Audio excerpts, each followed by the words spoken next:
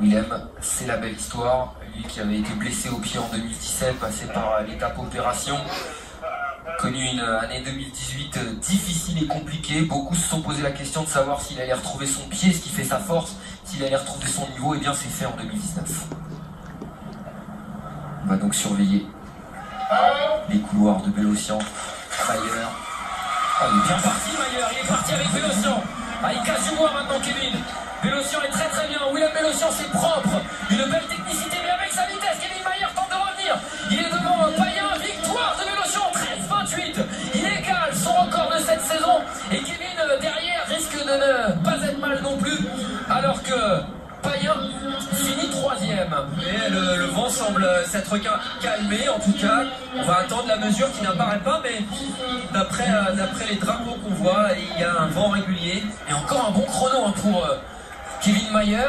13,69. Il bat son ancien record personnel. Et il s'approche de sa marque d'hier en 13,60. Ludo Payen, 13,71. Il y a encore une belle densité. Kevin qui va être frustré, et c'est très très bien qu'il soit frustré avec des chronos comme ça. Il a eu un petit peu de mal à finir, là on voit qu'il se relève un petit peu sur l'arrivée et il va accrocher quelques haies. Je crois que c'est la 3e avec sa jambe de retour. C'est qu'il a cherché à tutoyer l'obstacle et c'est bien qu'il fasse le métier du hurdler. Le métier du hurdler, c'est ça, c'est jouer au centimètre. Regardez, les images de face sont magnifiques, vous l'avez bien dit. Il est extrêmement puissant et je suis pas sûr que Willem Bellocian soit plus rapide que lui sur un 100 mètres plat. Donc c'est pour ça que sur l'approche de la première, ils sont ensemble. Et ensuite après, c'est là où le métier du hurdler, c'est compliqué. Vous savez, Kevin Mayer, il doit quand même cultiver la vitesse par l'amplitude pour la longueur, pour le 100 mètres. Et forcément, ça le prive de certains entraînements de formatage du 110 mètres haies. C'est ce qui fait que Bellocian gagne.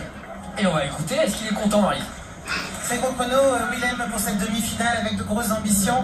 J'ai vu que vous regardiez attentivement des choses à dire par rapport à cette course-là. En fait, je sais pas s'il y avait trop de vent en tout cas, mais j'ai mis les attentions qu'il fallait. Je me retrouve un peu trop près des haies. Après, ça me faisait mettre des cadences un peu vers l'avant. Mais le moment ça va, le bassin il est assez haut sur les obstacles, enfin dans l'obstacle. Et du coup, c'est super et je pense que ça peut descendre encore pour la finale, j'espère en tout cas. Un vent favorable de 1,8 m. Effectivement, il va y avoir une grosse baston en finale. Pascal Martino Lagarde a eu énormément de vent lors de sa course. Il s'est un peu marché dessus. Ça va être très très rude en finale. Mais c'est sûr que ça va être très très rude. Dès qu'on n'a pas passé la ligne, on saura pas qui va gagner. Donc rendez-vous tout à l'heure. Merci Willem.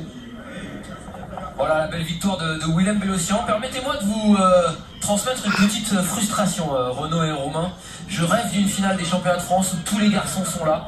Et c'est vrai qu'aujourd'hui, il va manquer Dimitri Bascou. Il va aussi manquer Garfield Darien, qui malheureusement est blessé et qui revient de blessure plutôt, puisque ça va mieux.